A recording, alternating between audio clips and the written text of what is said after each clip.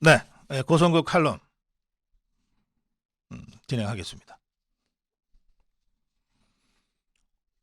오늘 칼럼의 주제는 어제 윤석열 정부에서 발표한 징용 해법과 관련된 것입니다만, 그 칼럼을 준비하다 보니까 이게 단순히 어제 정부의 대책만 설명해서 될 일이 아니다 싶어서 제가 칼럼을 1, 2, 3편으로 나눠서 여러분께 보내드리도록 하겠습니다. 첫 번째 칼럼은 강제징용 관련 정부 해법이 어떤 것인지를 여러분께 설명드리겠습니다.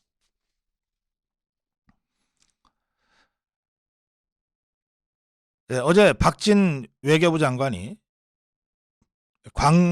강제징용 대법원 판결 관련 정부 입장을 발표하는 발표가 있었습니다.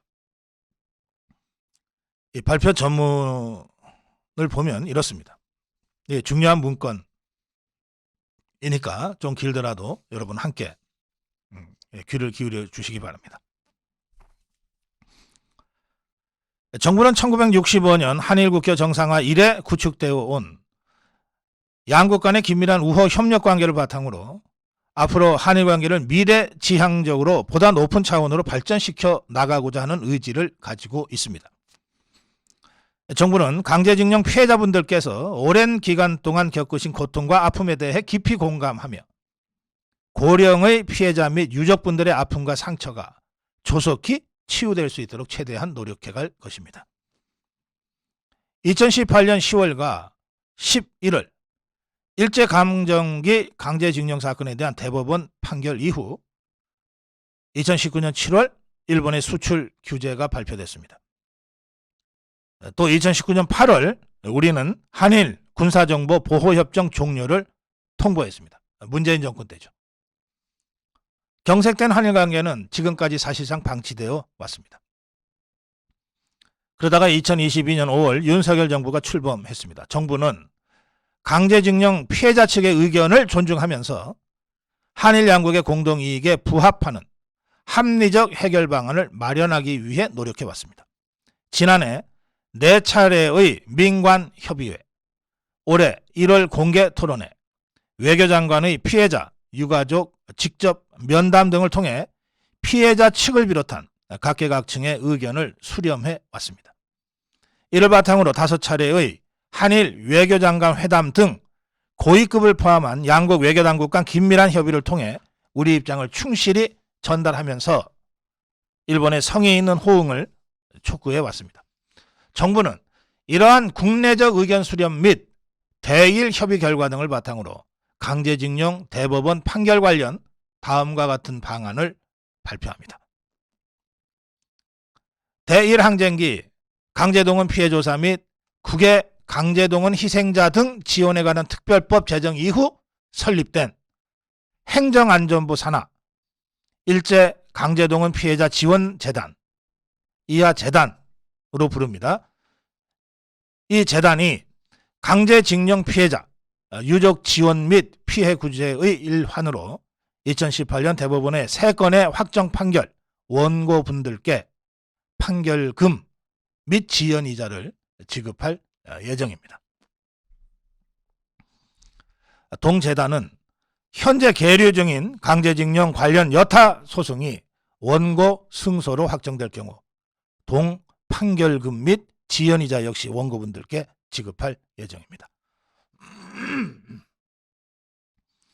나아가 동재단은 강제동원 피해자들의 고통과 아픔을 기억하며 미래 세대의 발전적으로 계승해 나가기 위해 피해자 추모 및 교육, 조사, 연구 사업 등을 더욱 내실화하고 확대해 나가기 위한 방안을 적극 추진할 것입니다.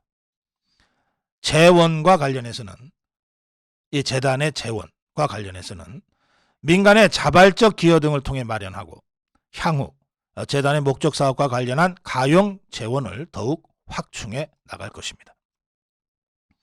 정부는 한일 양국이 1998년 10월에 발표한 21세기의 새로운 한일 파트너십 공동선언, 김대중 오부치 공동선언입니다. 을 발전적으로 개성하여 과거의 불행한 역사를 극복하고 화해와 설린 우호 협력에 입각한 미래지향적 관계를 발전시켜 나가기 위해 함께 노력하기를 바랍니다. 아울러 정부는 최근 엄중한 한반도 및 지역 국제 정세 속에서 자유민주주의, 시장경제, 법치, 인권이라는 보편적 가치를 공유하는 가장 가까운 이웃인 일본과 함께 한일 양국의 공동 이익과 지역 및 세계의 평화 번영을 위해 노력해 나갈 수 있기를 바랍니다. 이게 박진 장관이 발표한 공식 입장문입니다. 이 입장문을 처음부터 끝까지 제가 쭉 읽어드렸는데 이 입장문의 정신은 이렇습니다. 1965년 한일 국교 정상화, 특히 그 중에서도 청구권 및 경제 협력 등에 관한 협정이 있습니다. 이것에 기반하고 1995년에 일본의 무라야마 수상의 담화, 이 무라야마 수상의 담화에 일제시대의 일본 군국주의의 범죄에 대해서 통절한 반성과 마음에서의 사죄라는 표현을 담아서 일본 정부가 공식적으로 사죄한 것이 바로 무라야마 담화입니다. 그리고 이 무라야마 담화를 그대로 받아서 1998년 김대중 오부치 선언이 있습니다.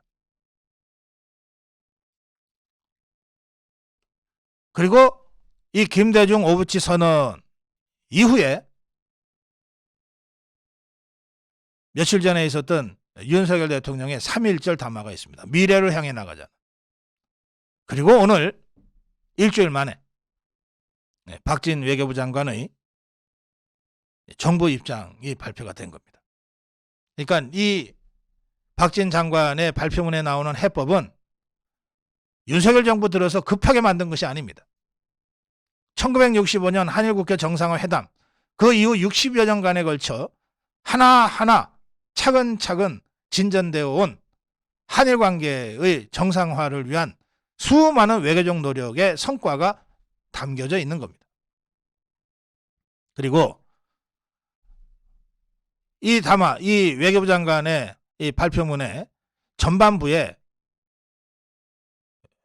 정부의 발표문에는 꼭 들어가야 될 필요는 사실은 없는 피해자 측들과의 수많은 대화, 관련 기관들과의 수많은 대화, 그리고 한일 외교부 장관, 외교장관 회의 5차례를 포함한 수많은 외교 협상들의 과정을 설명을 했습니다.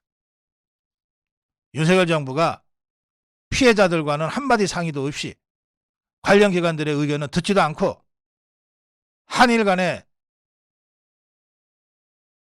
신중한 외교적 접촉도 없이 덜렁 발표한 것은 아니다. 이 얘기입니다.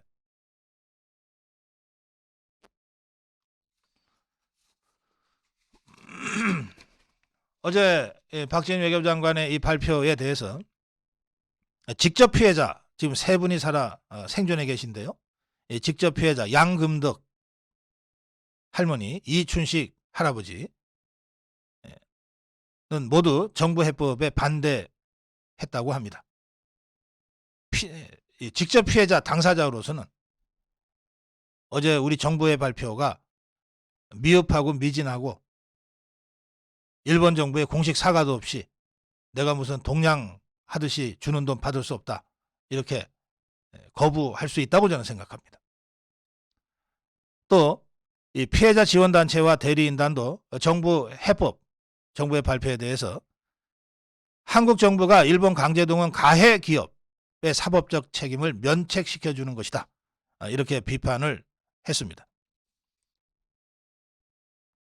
이 피해자, 직접 피해자들과 함께 행동하는, 비록 그 성격은 종북 주사파나 좌파 단체일 것으로 추정이 되지만 어쨌든 이 대리인과 지원단체가 직접 피해를 입은 양금덕 할머니, 이춘식 할아버지 등의 정부 정책에 대한 반대와 거부 입장을 동조하는 것도 이해가 됩니다.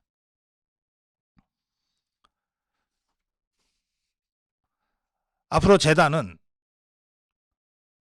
이들 직접 피해자들과 또 유가족들을 일일이 1대1로 만나서 정부의 해법에 대해서 자세하게 설명하고, 그리고 재단이 판결문과 지연이자를 제3자 변제 형식으로 대신 드리겠다고 하는 정부의 방침에 대해서 동의를 구할 예정으로 있습니다. 또 이 법률 대리인 측에서는 정부의 어제 발표된 안에 따라서 제3자 변제 형식으로 판결문과 지연이자를 지급할 때 이걸 받을 생각이 있다. 그 정부의 해법에 동의하는 피해자들에 대해서는 채권 소멸 절차를 진행할 것이다. 그러니까 그들은 그렇게 하도록 내버려 두겠다 이겁니다.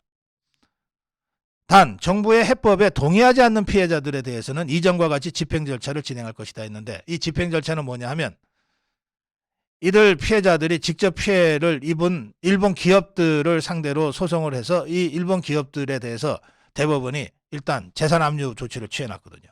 그것을 매각해서 피해를 변제받겠다고 하는 이 집행 절차를 얘기하는 겁니다. 정부의 어제 발표한 정부 해법에 동의하는 사람들은 그렇게 하되, 동의하지 않고 거부하는 사람들 입장에서는 지금까지 주장해왔던 그 강제 집행 절차를 계속 추진할 수밖에 없다. 이런 입장입니다. 채무 변제는 제3자도 할 수 있으나 채무의 성질 또는 당사자 의사표시로 제3자 변제를 허용하지 아니한 때는 그러하지 않는다라고 하는 민법을 근거로 공탁무효 근거를 들고 있습니다. 이 법률 대리인 는 유족 반응에 대해서 정부 안에 대해 긍정적 의사를 확인한 분은 절반 이하다. 그러니까 있는 겁니다. 절반 이하니까 50%는 아닌 모양인데, 그러나 40% 정도는 어제 정부의 대안에 동의하고 있다는 뜻입니다. 이게 그 피해자들을 대변하고 있는 법률 대리인의 설명입니다. 그리고 생존해 있는 고령 피해자가 3분인데 모두 정부안에 대해 명시적 반대 의사 표시를 했다. 그렇습니다. 그러나 이거는 정부의 공식 발표가 있고 난 후 정부의 직접 설명을 듣지 않은 상태에서의 거부 표시니까, 비록 법률 대리인이 거부했다 하더라도 정부는 이제 공식 발표한 후 이분들을 직접 찾아가서 직접 동의 부동의 여부를 확인해야 될 것입니다. 또 일본제철과 히로시마 미쓰비시 중공업 징용 피해자 및 유족이 9명 있는데, 이 9명 중에 4명은 명시적으로 한국 정부 입장에 동의한다는 입장을 밝혔다고 이 법률지원단, 그 피해자 측의 지원단 쪽에서 밝혔습니다. 박진 장관은 이 해법 발표 후에 상당수 유족이 문제의 조속한 종결을 바란다고 전해왔다. 우리가 동의할 수 있는 안을 가지고 와서 빠른 시일 내에 해결해달라고 말씀하신 분들도 많다. 그러니까 어제 발표한 이 정부 안을 가지고 1대1 설명을 하고 동의를 구하는 절차를 적극적으로 밟겠다는 뜻입니다. 윤석열 대통령은 어제 여러 어려움 속에서도 강제징용 판결 문제에 대한 해법을 발표한 것은 미래지향적 한일 관계로 나아가기 위한 결단이었다. 이렇게 설명합니다. 한일 관계가 새로운 시대로 접어들려면 미래 세대를 중심으로 중추적 역할을 할 수 있도록 양국 정부가 노력해야 한다. 하야시 요시마사 일본 외무상도 일본 정부는 1998년 10월 발표된 김대중 오부지선언, 일한 공동선언을 포함해 역사인식에 관한 역대 내각의 입장을 전체적으로 계승하고 있음을 확인한다. 이런 입장을 밝혔습니다. 대통령실은 하야시 요시마사 외무상의 공식 발표가 있은 직후 일본 정부가 이제 입장을 밝힌 거거든요. 일본 정부도 과거에 대한 반성과 사죄의 입장을 재확인하면서 미래지향적인 양국관계 발전을 위해 다각도로 노력하겠다는 입장을 표명한 것으로 평가한다. 이런 입장을 밝혔습니다. 어제 해법은 외교부 장관, 박진 외교부 장관이 발표했습니다만 대통령실에서는 안보실에서 적극적으로 관여하면서 여기까지 왔다고 생각합니다. 이 문제와 관련해서 국가안보실의 김태효 1차장은 이렇게 설명했습니다. 2019년 7월 일본의 한국에 대한 수출 규제와 파이트리스트 배제 조치, 그리고 2019년 8월 한국의 한일 군사정보보호협정 종료 통보, 그 이후 양국 경제교류의 위축, 안보협력의 중단과 인적교류의 단절로 인해 지난해 4월까지 한일관계가 사실상 가로막혀 있었던 것이 사실이다. 윤석열 정부는 취임 이래 강제징용 판결 문제의 해결과 한일관계의 정상화, 그리고 한일관계의 미래지향적 발전을 위해 계속 노력해왔다. 피해자 측과 지속적으로 소통하고 일본과 협의하면서 한일 공동이익의 해결책을 마련하고자 노력해왔다. 일제 강제동원 피해자 지원 재단을 통한 판결문 변제를 통해 대법원 판결에서 승소한 피해자에게 배상을 실시하고, 일본과는 과거 고통과 아픔을 함께 극복하고 나아가서 양국의 미래 세대 교류와 협력 촉진하는 방안을 앞으로 논의하고 이행할 것이다. 어제 박진 장관의 그 입장문에도 나오고 또 여러 차례 일본의 외무상의 그 성명에도 나오는 1998년 10월 8일 있었던 김대중 오부치 선언, 21세기 새로운 한일 파트너십 공동선언으로 제목이 붙여 있습니다. 이것은 일본 도쿄를 방문한 김대중 대통령 그리고 일본의 오부치 게이조 총리가 서명한 공동선언인데요. 이 공동선언은 1995년, 그 3년 전인 1995년 8월 15일 무라야마 도미이치 일본 총리의 전후 50주년 특별담화를 기초로 과거 식민 지배에 대해서 통절한 마음과 마음에서의 통절한 반성과 마음에서의 사죄를 문서화한 문건입니다. 구체적으로 보겠습니다. 이 김대중 오부치 선언은 내용이 상당히 긴데요. 핵심은 이 대목입니다. 양국 정상은 1965년 국교 정상화 이래 구축되어 온 양국 간의 긴밀한 우호 협력 관계를 보다 높은 차원으로 발전시켜 21세기 새로운 한일 파트너십을 구축한다는 공통의 결의를 선언했다.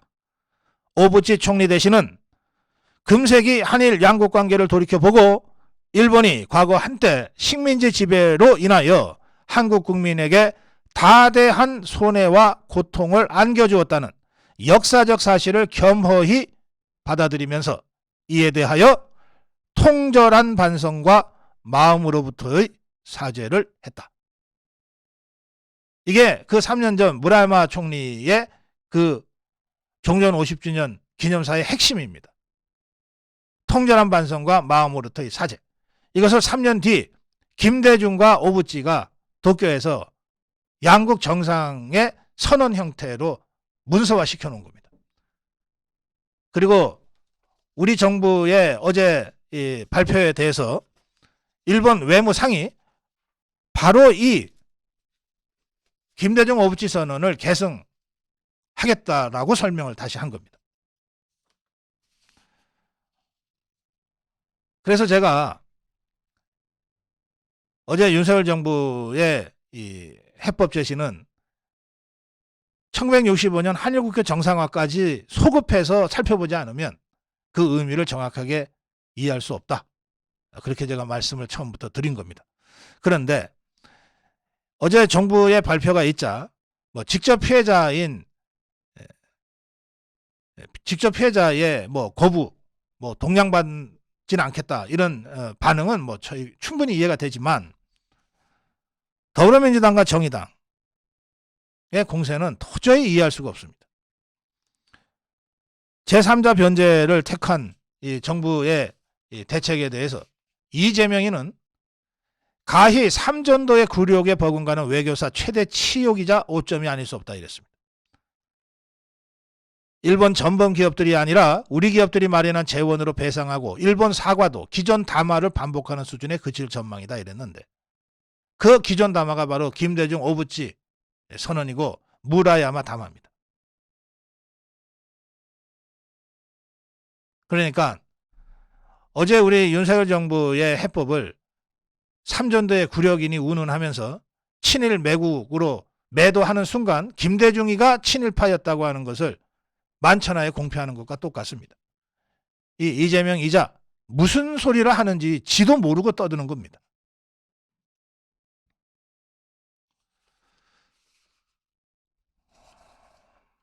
네. 우선 어제 우리 정부의 이 발표가 어떤 내용으로 구성되어 있는지를 정확하게 알고 그 맥락을 역사적으로 이해를 해야 왜 윤석열 정부가 지금 이 시점에 이러한 징용문제 해법을 위한 대책을 발표했는가를 그 맥락적으로 역사적 맥락 속에서 이해할 수 있을 겁니다. 여러분들 다소 좀 어렵고 또 좀 복잡한 내용이긴 합니다만 이 무라야마 담화 그리고 김대중 오부치 선언 그리고 어제 우리 박진 외교부 장관이 발표한 징용문제 해법을 위한 윤석열 정부의 대책에 대해서 꼼꼼히 한 번씩은 꼭 읽어보시기 바랍니다. 고성욱 칼럼 첫 번째 여기서 마무리합니다.